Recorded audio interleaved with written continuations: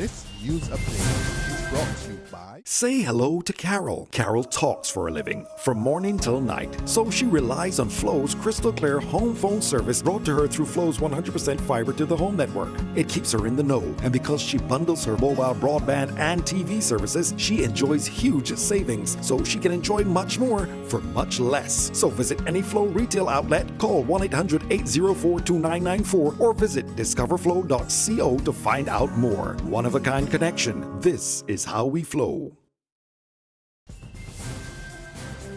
It's Wednesday, June 1, the start of the 2016 Atlantic hurricane season, and time for your midweek Barbados Today afternoon update. I'm Kmar Jordan. Thanks for joining us. Topping the news at this hour, all is not well at the Barbados Light and Power Spring Garden plant. Early this morning, more than a dozen workers in the generation department downed tools and took up placards in protest. The workers are alleging that a white Canadian consultant employed at the plant kicked a black employee. Today, in a strong show of disgust, they held placards with messages saying, "Joe must go," "Happy 50th Kick," "Kick Canadian," and "Oh gosh, but boo boo ram, Joe must go." One worker who did not want to be identified said they did not intend to disrupt work today, but felt it was important to vent their disapproval. Reverend Dr. Marcus Lashley briefly met with the workers, but he declined to comment on the situation. Meantime, in a brief statement this afternoon, the company's human resource manager, Gail Ann King, expressed her disappointment over the workers' action. She says the situation amounted to one huge misunderstanding. The company says a nudge by the consultant was misconstrued by the employee, who subsequently accepted the supervisor's apology. In other news this Wednesday, the data on child abuse cases in Barbados is alarming. And Social Care Minister Steve Blackett says the country needs to sit up and take note. Speaking at a workshop on child abuse yesterday, Minister Blackett revealed that more than 1,000 children are referred to the Child Care Board every year for intervention. And he warned that this is just the tip of the iceberg. During the period 2012 to 2013, 1,087 children were referred. Between 2013 and 2014, 1,045 children were referred, and during the period 2014 to 2015, 1,171 children were referred. These are indeed significant numbers and should be of concern to every single Barbadian. However, the statistics only reflect some of the children who are abused, as there are many cases of child maltreatment which are not reported to the Child Care Board or the Royal Barbados Police Force, or for that matter, any other government agency, because of the secrecy which may be attached to the Act or to the fare associated with reporting the Act. Stand up and speak out against violence. The strong words of Anglican cleric Reverend Reginald Knight, who warns that violence appears to be taking a strong hold in several neighborhoods across the island. He was at the time addressing grieving relatives and friends attending the funeral service of Colin Ford. The businessman was gunned down at his sports bar on Baxter's Road last month. Knight told a packed St. Mary's Anglican Church yesterday that Barbadians cannot be satisfied with the growing lack of respect for human life.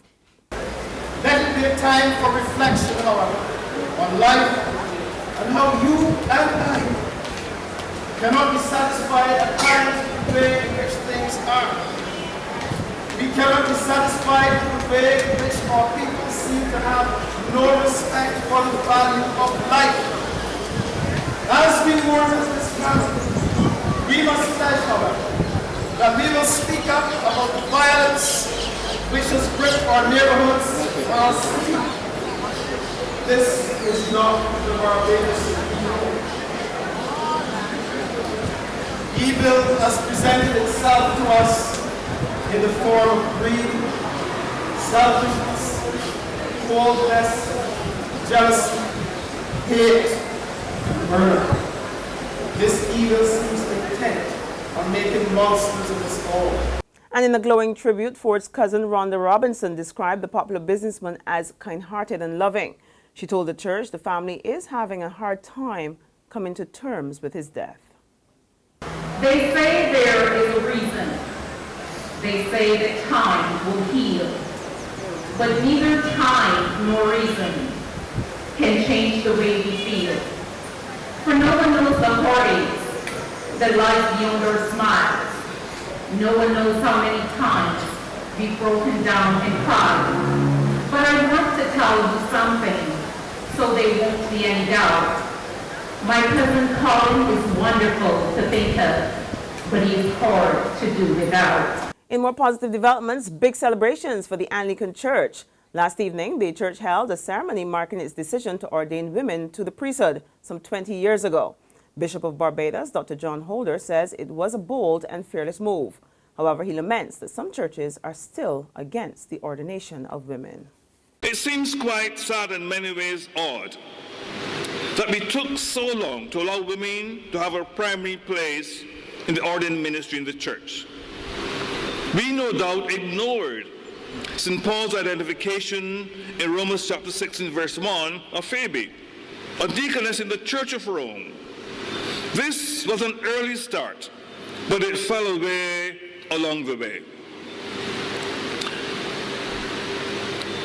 There are still many persons across the churches, including our own, who still are not convinced that women have a legitimate place in the ordained ministry.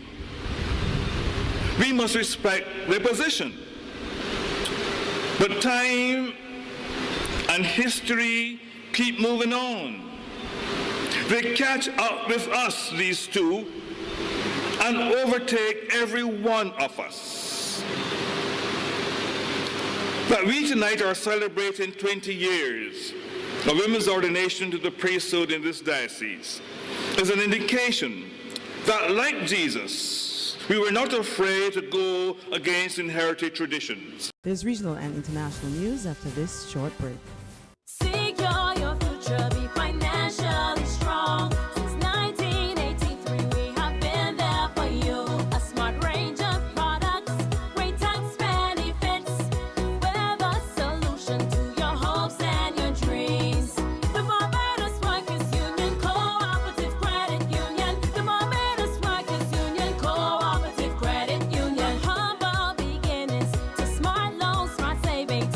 Save smart and borrow smarter. That's the move for me.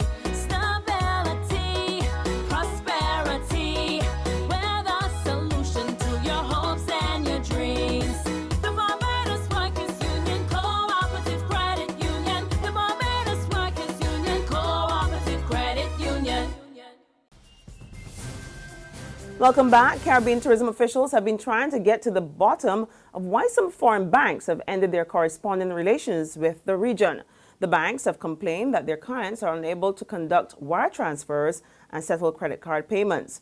Chairman of the Caribbean Tourism Organization, Barbados' Tourism Minister Richard Seeley, has been meeting with United States Congresswoman Yvette Clarke on the matter at the Caribbean Week, now on in New York.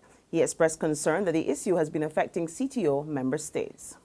While we appreciate the U.S. government has to do what it has to do to ensure transparency and accountability in financial transactions, the regulations as they currently stand right now are stacked seriously against the region with respect to this correspondent banking. And for those of you who are not au fait with the issue, you may want to get au fait with it because it is impacting basic international transactions and has impacted some members of the CTO in a very serious way.